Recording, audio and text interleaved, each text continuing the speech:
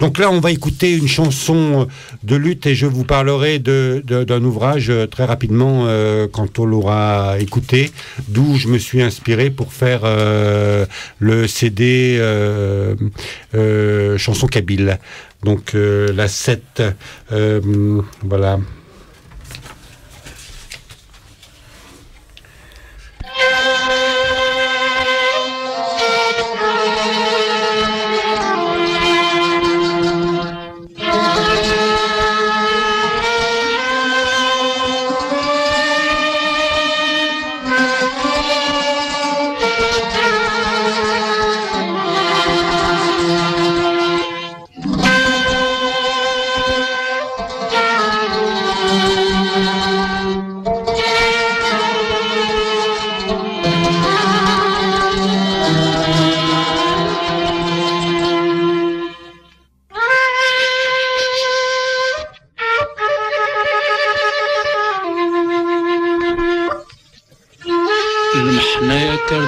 نشفو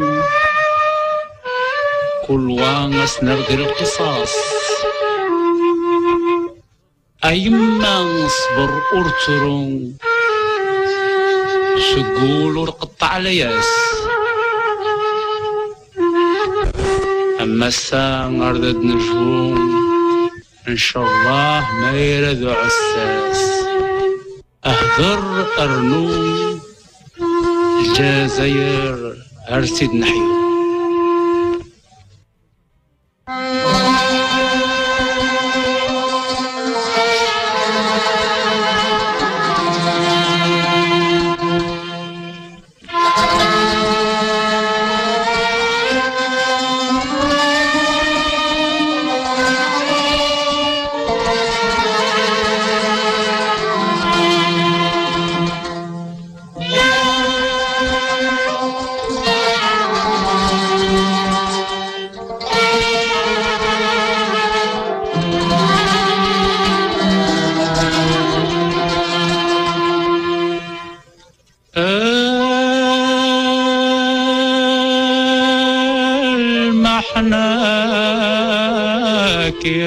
يرداس نشفو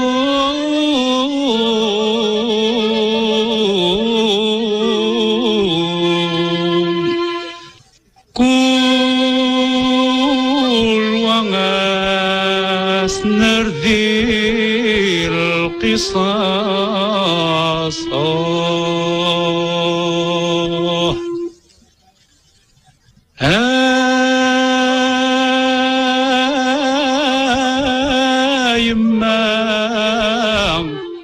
صبروا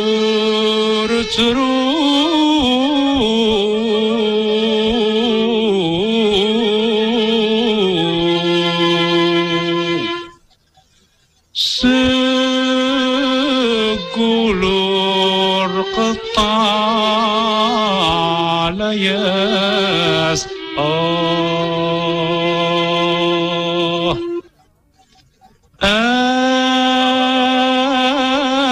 مسام أرذاد نجفو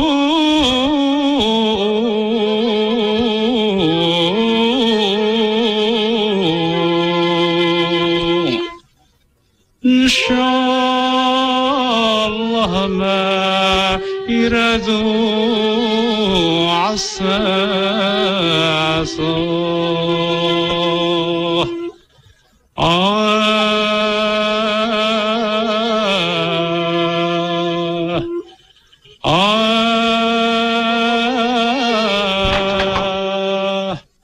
أهذر النوم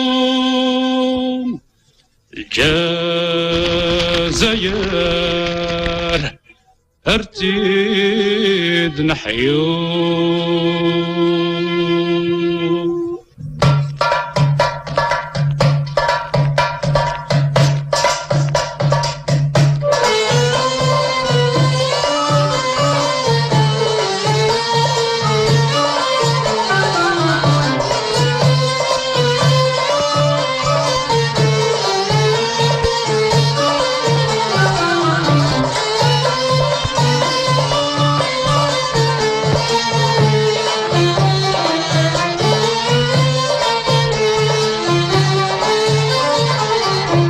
يما عزنور ترو ما ضطر متدرى يما عزنور ترو ما ضطر متدرى بالعزة هضر أرنو ذا جندي وقلي عصا دق درار لصنا ضحى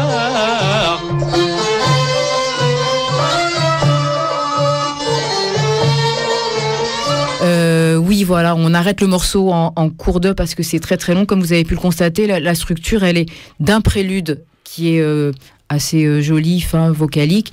Et après, on rentre dans le vif du sujet. Ça veut dire que celles qui veulent se lever et danser, elles ont le droit à ce moment-là. Voilà. On écoute... on fait quoi ? Oui, on fait quoi ? Moi, je propose qu'on écoute le poème dernier poème et on va terminer par quand même un grand artiste algérien qui s'appelle Mohamed El Anka. El Anka, bien sûr. C'est une chanson qu'il a écrite en 62 pour l'indépendance. Bon, c'est vrai que sur cette compilation, il n'y a pas que des morceaux, comme vous me faisiez remarquer, qui sont des morceaux pas dansants. Non, il y a aussi parce qu'on est très futile, on n'est que des filles. Oui, il y a des morceaux, il y a beaucoup de morceaux très dansants. Il y a 40 morceaux, mais là, on a fait une petite balade. Oui. Peut-être qu'on aura la chance de refaire une émission. Donc, je voulais quand même parler un petit peu du livre qui m'a inspiré pour faire les chansons kabyles, parce que c'est un chercheur assez méconnu qui s'appelle Mehna Mafoufi, et comme je me suis servi de son travail, c'est quand même normal de le citer. Le livre que je vous recommande s'appelle Chansons kabyles de la guerre d'indépendance. C'est aux éditions Séguier, les collections Les Colonnes d'Hercule. Je ne sais pas si vous le trouverez en librairie. Moi, je l'ai trouvé à la médiathèque de mon village. Tous à la médiathèque de son village. Voilà. Donc, je pense que Mehna Mafoufi, vous trouvez aussi ses ouvrages sur Internet. En tout cas, vous aurez énormément d'informations, parce que ça, on ne l'a pas dit. Dans ce coffret, il y a évidemment les 4 CD avec les 4 styles de musique qu'on a effectivement balayé un peu rapidement aujourd'hui. Mais il y a aussi un livret d'une 20aine de pages qui est extrêmement précis, très documenté, qui vous expliquera un peu ce qu'on a dit là, mais qui surtout vous amènera pas mal d'anecdotes plutôt sympathiques. On va parler de son site. Oui, et puis je m'apprêtais, tu me l'as enlevé de la bouche. Avant de donner la parole à Nice, qui conclura par un joli poème, je voudrais qu'on parle de cette nouvelle boutique en ligne de musique du monde. Pas uniquement, la boutique de Bruxelles. Pas uniquement musique, puisque j'ai vu qu'il y avait DVD, CD, il y a beaucoup de choses. Les supports, c'est CD, DVD, même livre, mais c'est musique du monde surtout. Voilà. Moi, je viens de la presse écrite. Ça fait 30 ans que je fais de la presse écrite, dont notamment plus de 25 ans à Libération. Et la presse écrite est en train de, comme vous le savez tous, je ne vous apprends rien, elle est en train de mourir. La presse écrite payante. L'autre aussi, elle va mourir la gratuite, parce que ça ne sert à rien non plus. Cette radicalité t'honore. Non, parce que c'est long à expliquer, mais on peut. Mais tu reviendras. Et l'expliquer. Tu reviendras. Voilà. Alors, et en même temps, il y a le disque, la musique qui est aussi en train de chuter. Le disque a chuté, je sais pas, de 50-60%. Donc, comment faire de l'information ? Comment faire ? Parce que moi, j'estime que, par exemple, faire un site, ou même écrire sur les musiques du monde, je suis un peu prétentieux, mais c'est quelque part, c'est un combat antiraciste aussi.